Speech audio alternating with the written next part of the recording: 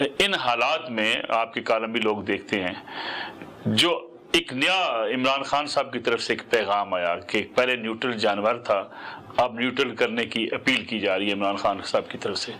پاکستان کی سیاست کے یہ اتار چڑھاؤ بھی آپ نے دیکھے، یہ تبدیلی آپ کو کیسی لگ رہی ہے؟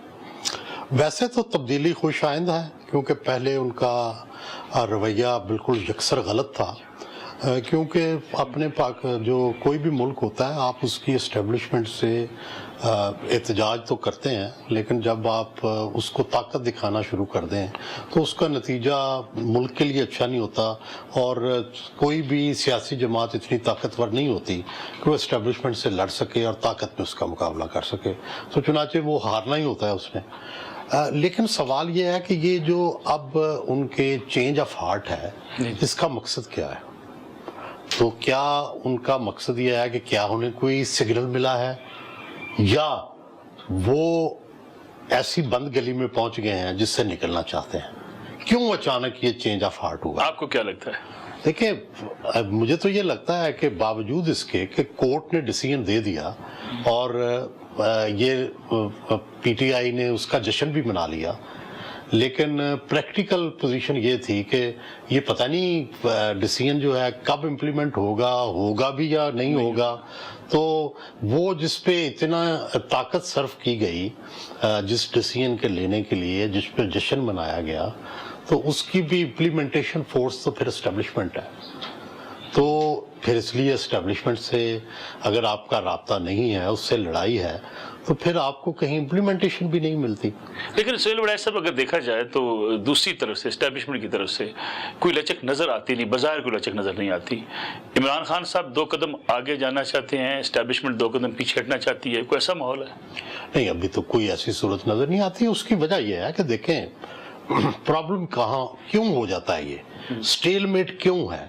پہلے تو یہ دیکھنا چاہیے کہ کیا فرض کریں، آج میں مفروضے پہ فرض کر لیتے ہیں ہم کہ جناب نون بھی تیار ہو جاتی ہے، اسٹیبلشمنٹ بھی تیار ہو جاتی ہے، پیپلز پارٹی بھی تیار ہو جاتی ہے کہ جناب خان صاحب کو رعایات دے دیں، خان صاحب کو جو ہے جیل سے باہر نکال دیں، خان صاحب کی جو سیٹیں ان کے ساتھ زیادتی ہوئی ہے وہ بھی دے دیں، اور ایک سب کچھ معاملات ٹھیک ہو، اچھا ماحول بن جائے۔ جی اچھا ماحول بن جائے، جو ہم چاہتے ہیں، جس کی ہم بات کرتے رہتے ہیں، ہم صافی، ہم چونکہ آئیڈیلسٹ ہیں۔ اب دوسرا موقف سنیں، جنہوں نے یہ رعایت دینی ہے ان کا مستقبل کیا ہوگا؟ کیا جو رعایت دینے والے ہیں جس کو رعایت دیں گے، کیا وہ انہیں جیل سے باہر رکھے گا یا اندر رکھے گا؟ کیا وہ ان سے حساب لے گا یا نہیں لے گا؟ ٹھیک ہے، کیا وہ ریاست جو ہے اس کو اسی طرح چلائے گا بزداروں کے ذریعے اور محمد خانوں کے ذریعے، یا اس کو چینج ہو جائے گا؟ تو پہلی بنیادی بات یہ ہے کہ رعایت تو اس وقت ہوتی ہے جب دوسری طرف سے بھی یہ توقع ہو کہ یہ تبدیلی آئے گی۔ یعنی اس لیے آپ سمجھتے ہیں خان صاحب کی رہائی سسٹم کی موت ہے؟ میں اسی لیے پرابلم یہ ہے کہ سارے اپنے اپنے خول میں بند ہو چکے ہیں، مورچوں میں بند ہو چکے ہیں۔ میں بڑے عرصے سے یہ کہہ رہا ہوں کہ کیوں یہ ڈیڈ لاک ہے؟ ڈیڈ لاک یہ ہے کہ لچک اگر ایک دکھاتا ہے تو وہ مرتا ہے۔ اس سچویشن کو چینج کرنے کی ضرورت ہے، لیکن اس سے نکلنا تو ہوگا نا سہیل وڑائچ میں صاحب؟ وہی کہتا ہوں نا کہ کوئی بڑا قربانی دے دے کوئی بندہ جو دینی چاہیے۔ یعنی یا سسٹم کو قربانی دینی پڑے گی یا خان صاحب کو دینی پڑے گی؟ ایک بندے کو قربانی دینی پڑے گی، چاہے اس پہ عذاب آئے، چاہے اس پہ جو بھی مشکل آئے، لیکن وہ بڑا دل کر کے جو ہے وہ یہ لچک دکھائے۔ عمران خان صاحب کون سی قربانی دے سکتے ہیں؟ عمران خان صاحب تو یہی دے سکتے ہیں کہ وہ اپنا سٹانس چینج کریں۔ وہ اپنی آج تک جو کچھ کہتے رہے ہیں 9 مئی کے بارے میں، باقی جو چیزوں کے بارے میں، اپوزیشن کے بارے میں، وہ سب کو کرپٹ کہتے رہے ہیں، وہ تو سب کہتے رہے ہیں میں ان سے ہاتھ بھی نہیں ملاتا، وہ تو اس اسٹیبلشمنٹ کو بھی روز للکارتے رہے ہیں، گالیاں نکالتے رہے ہیں جیل سے۔ تو اس سارے کو ریووک کریں، الٹ ہوں، اور پھر اس کا بار بار اظہار کریں، پھر بھی پتہ نہیں کوئی لوگ مانیں گے یا نہیں مانیں گے۔ یعنی اس کے باوجود آپ سمجھتے ہیں کہ ماننے کی گنجائش کم ہوگی؟ اصل دیکھیں، جب وار شروع ہو جاتی ہے نا ملک صاحب، جب تلواریں نکل آتی ہیں، نہ پھر کوئی دلیل سنتا ہے، نہ کوئی عقل کی بات سنتا ہے، نہ پھر کوئی سفید جھنڈے بھی آپ لہراتے رہیں، تو ان جھنڈے جو ہیں ان کو بھی تلواروں سے ہی لوگ اڑا دیتے ہیں، تو وہ ہونا نہیں ہے چاہیے. ہم تو اس کے خلاف ہیں. میں تو بار بار کہتا ہوں کہ مصالحت ہونی چاہیے، مفاہمت ہونی چاہیے، لیکن یہ سارا عرصہ ہم شور مچاتے رہے، کوئی بات ہی کرنے کو تیار نہیں ہے. نہ اسٹیبلشمنٹ اس پہ تیار ہے کہ لچک دکھائے، نہ عمران خان تیار ہیں، نہ نون والے تیار ہیں.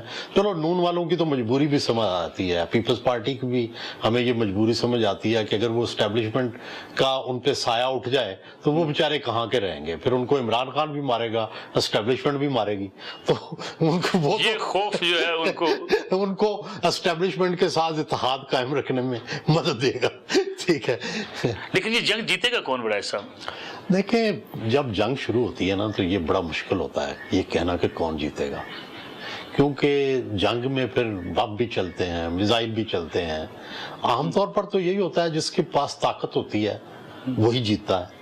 ماضی کی بھی جنگوں میں ایسا ہی ہوا، لیکن اس دفعہ کوئی معجزہ ہو جائے، کوئی ان کے پاس اسلحہ بارود کم ہو، کوئی ان کے پاس ٹینک کم پڑ جائیں، ان کے پاس سپاہ کم پڑ جائے، یا دوسری سپاہ اتنی زیادہ ہو جائے، تو پھر ہو سکتا ہے رزلٹ مختلف آ جائے. لیکن بڑا صاحب اگر پچھلے 2 سال کی ہم دیکھیں سیاسی تاریخ کو، اس میں تو اب تک وننگ پوزیشن جو ہے وہ حکومت کی میں نظر آتی ہے، اسٹیبلشمنٹ کی نظر آتی ہے. عمران خان جیل میں ہیں، مقدمات کا سامنا کر رہے ہیں، ان کی پارٹی میں اس قدر جان بھی نہیں ہے کہ کوئی بڑا عوامی احتجاج کر نہیں. مورلی تو وہ جیت رہے ہیں نا جی، اخلاقی طور پر جیت رہے ہیں، سیاسی طور پر جیت رہے ہیں. تو ہمارے ہاں چونکہ 2 طرح کے رویے ہیں نا، ایک رویہ یہ ہے کہ کیا مادی طور پر یا فزیکلی آپ جیت رہے ہیں. فزیکلی تو نہیں عمران خان جیت رہے. لیکن پی ٹی آئی کیوں دعوے دار ہے؟ شعور آ چکا ہے، قوم جاگ گئی ہے، اب کوئی ان کے راستے میں رکاوٹ نہیں بن سکتا. وہ سوٹ کرتا ہے، لیکن دیکھیں ہجوم ہے وہ، اور ہجوم جو ہے ان کی کوئی راہ نہیں ہوتی. ہجوم جو ہے اس کی کوئی منزل نہیں ہوتی. اچھا، ہجوم جو ہوتا ہے وہ تو انتشار ہوتا ہے. یعنی اب پی ٹی آئی کو سمجھتے ہیں ہجوم ہے؟ نہیں، ہجوم ہے. یہ منظم نہیں ہے، ان کی جڑیں نہیں ہیں. اور آپ دیکھیے گا، ہم تو پتہ نہیں ہوں گے نہیں ہوں گے، زندگی کی کسی کا کیا پتہ ہوتا ہے کہ یہی جو ہجوم ہے یہ پی ٹی آئی کو تنگ کرے گا. خود عمران خان صاحب خود عمران خان کو یہی جو سوشل میڈیا آج لوگوں کو گالیاں نکال رہا ہے، کل کوئی ان کی مرضی کے خلاف بات ہوئی تو یہ عمران کو بھی سبق سکھائے گا. آپ جو ہتھیار دوسروں کے لیے تیار کرتے ہیں نا، وہ ہتھیار آپ کے ہاتھوں میں بھی پھٹ جاتے ہیں. ہم نے دیکھا کہ افغانستان میں ہم یہاں سے ہتھیار تیار کر کے بھیجتے رہے، اور پھر وہ جو ڈھوک والا تھا، ڈھوک کھبا والا، وہ پھر اسلام آباد پہ ہی چل گیا، اور آج تک ہمیں اس کا سامنا ہے. تو یہ جو آپ دوسروں کے لیے کرتے ہیں تو یہ اس طرح کا جو ہجوم ہے اس کی کوئی منزل نہیں ہے کہ فرض کریں کن ویلیوز کے اوپر وہ یقین رکھتے ہیں. یہ دیکھنا ہے نا کہ ان کی شعوری تربیت کیا ڈیموکریٹک ہے، کیا ان کی شعوری تربیت جو ہے وہ اسلامک ہے، کیا ان کی شعوری تربیت لیفٹ کی ہے.